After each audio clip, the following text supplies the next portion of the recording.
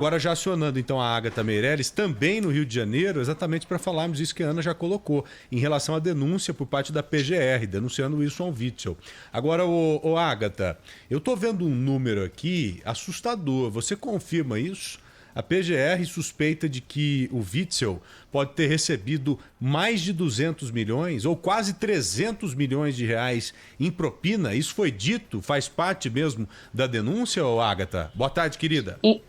Boa tarde, Joel, Ana e a Oi. todos. O número que a gente tem, Joel, é de 274 mil reais, não milhões. Num primeiro momento também chegou para a gente, exatamente, chegou essa informação de milhões e aí lá na coletiva foi explicado que seriam 274 mil reais só em propina paga pelo empresário Mário Peixoto ao governador Wilson Witzel. Além desse valor, outro valor que também chamou a atenção dos investigadores e também da gente é o valor de cerca de 500 mil reais pagos a empresas também ligadas ao empresário Mário Peixoto, ao escritório de advocacia da primeira-dama, Helena Witzel. Só para o nosso ouvinte entender, o que o MPF aponta, o Ministério Público Federal aponta até agora, é que o governador Wilson Witzel atuou de forma direta e de forma ativa nesse esquema de corrupção. E como é que seria a participação dele? Ele atuava pelo escritório de advocacia da Helena Witzel, o mesmo modus operandi do ex-governador do Rio, Sérgio Cabral, inclusive,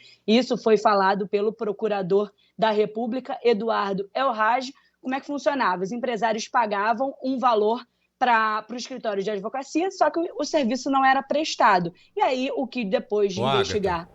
Oi. Por isso que os procuradores disseram que foi uma verdadeira viagem no túnel do tempo participar dessa investigação. Eles perceberam que o que vinha acontecendo agora recentemente é muito parecido ou igual aos casos anteriores de corrupção aí no Rio de Janeiro, com os governos anteriores? Exatamente, foi a mesma forma, utilizou tanto a primeira-dama e também o escritório de advocacia. O Sérgio Cabral também tem uma esposa, Adriana Anselmo, que é advogada, tinha um escritório de advocacia, os empresários pagavam um valor a esse escritório não prestava nenhum tipo de serviço, e esse dinheiro era repassado para o ex-governador do Rio, Sérgio Cabral. A mesma coisa acontecia com o governador Wilson Witzel, inclusive em 2020, durante a pandemia. Isso que os investigadores acharam, inclusive, inadmissível, porque além de utilizar o mesmo modus operandi, que já tinha sido descoberto anteriormente, tanto que Sérgio Cabral está preso, ele também não se preocupou com as vidas que estavam sendo perdidas por conta desses superfaturamentos nos contratos da saúde, por conta dessa corrupção. A gente tem a palavra do procurador da República, Eduardo Elrage, que falou um pouquinho sobre essa semelhança no modelo que eles operavam. É até uma tipologia de lavagem muito semelhante, e o que nos surpreendeu foi a utilização de várias tipologias que eram muito semelhantes à do governo Cabral. Utilização de escritórios de advocacia para lavagem de recursos, quer dizer, inexistência da prestação de serviços e pagamento de vantagens indevidas, utilização de transportadoras de valores, no caso do governo Cabral havia a Transexpert, nesse caso a menção à transportadora Fênix, também a existência de doleiros no Uruguai. Inclusive, Joel e Ana, o Ministério Público Federal chegou a pedir a prisão do governador do Rio, o Wilson Witzel. Só que o Superior Tribunal de Justiça entendeu que não era necessário, que para cessar esse esquema criminoso, bastava apenas afastá-lo do cargo. Só que além de afastá-lo por pelo menos 180 dias, ele não pode ter acesso, por exemplo, a nenhum funcionário ligado ali ao governo do Estado, ele não pode acessar as dependências do Palácio Guanabara, que é a sede do governo aqui do Rio. Ele pode, sim, se manter no Palácio Laranjeiras durante todo esse processo, mas não pode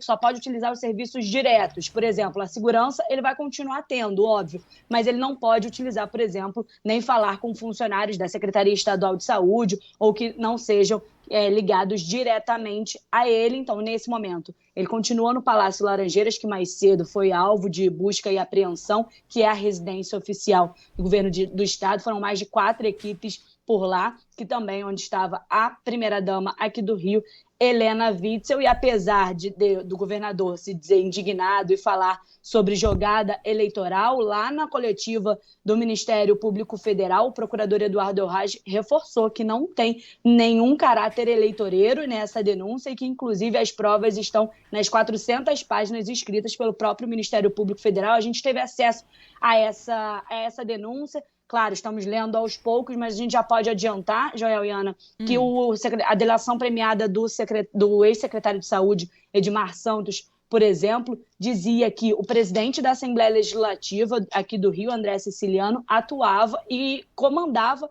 a organização ali envolvendo a Alerj. Como é que funcionava para o nosso ouvinte entender? Porque ele deve estar se perguntando como é que os deputados participavam. Tem uma verba carimbada que vem do governo e vai direto para a Assembleia Legislativa do Rio, que a gente chama de duodécimo. Esse duodécimo, o que sobra, volta para o governo do estado e o governo repassa para os fundos municipais. Só que como é que funcionava, de acordo com as investigações, esse esquema? Os deputados chegavam para o governo e falavam, olha, eu quero que você passe para o fundo das cidades X, Y e Z. Quando esse valor chegava na cidade, Joel, ele passava metade ou uma parte de volta para o deputado que conseguiu carimbar essa verba para lá. Então, eles utilizavam do duodécimo para conseguir botar no bolso esse dinheiro de forma indevida. Esse duodécimo que poderia, por exemplo, estar sendo doado para ajudar no combate à pandemia, como a Alerj fez com outros valores, mas não foi o que aconteceu. Eles estavam botando esse dinheiro no bolso.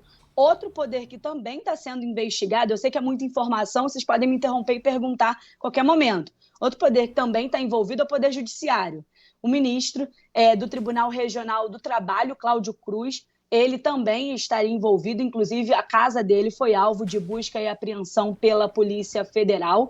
Como é que funcionava a atuação dele? Aqui no Rio de Janeiro, a gente tem um histórico de organizações sociais que não pagam os direitos trabalhistas aos funcionários. Esses funcionários reclamam, entram na justiça, só que demora anos. A gente sabe que a justiça do Brasil ela é um pouco lenta, tem toda a morosidade. E aí o que esse desembargador fazia era acelerar esse processo em troca de uma mesada por parte tanto do governo do estado quanto dessas organizações sociais, porque ele falava, organização social, você quer receber? Tudo bem, eu vou acelerar o seu processo, mas por mês você vai ter que me pagar o valor X e você vai ter que contratar a minha advogada. Caso contrário, a advogada que eu vou te indicar, caso contrário, o seu processo vai para baixo dos panos e volta para o início, você vai continuar esperando. E aí, era assim que funcionava, basicamente. A gente ainda está, claro, lendo toda a denúncia, mas isso é um pouquinho que a gente pode trazer até agora do que foi esmiuçado pelo Ministério Público Federal nessa denúncia aí contra o governador do Rio, o atual governador, o vice, que era vice até então, Cláudio Castro, e também toda a alta cúpula do governo aqui do Rio. E eu fico pensando nos hospitais de campanha que não ficaram prontos, né? Não tinha dinheiro, não tinha grana, como a população sofreu com isso. Agora, Agatha, nessa coletiva foi falado de alguma maneira de se chegar a essa grana, de conseguir esse dinheiro de volta para os cofres públicos? Ana, só para te explicar, não foi uma coletiva. A gente até queria. E a gente tentou fazer perguntas. Foi um pronunciamento. Então, a gente não teve acesso a nenhum tipo de pergunta por parte do... E eles também não informaram nada sobre isso?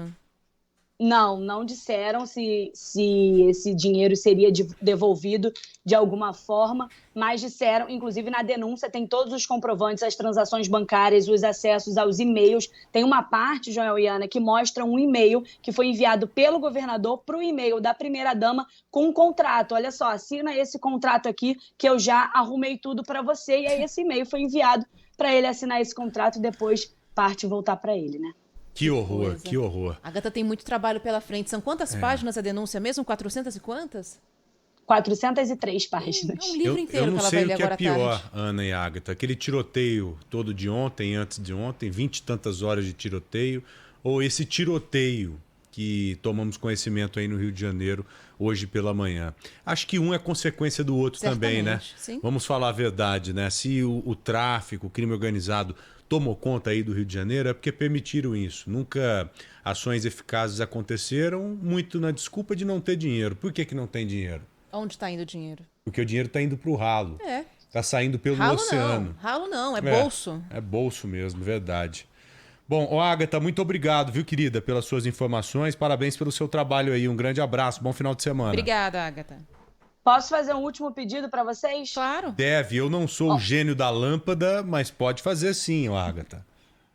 Ontem vocês desejaram aqui nesse jornal uma sexta-feira mais tranquila. Por favor, não vamos mais fazer esse pedido, tá? Vai ficar para a próxima. Nossa, verdade. Vai ficar para a próxima. Valeu, querida. Tchau. Valeu. Um abraço para você.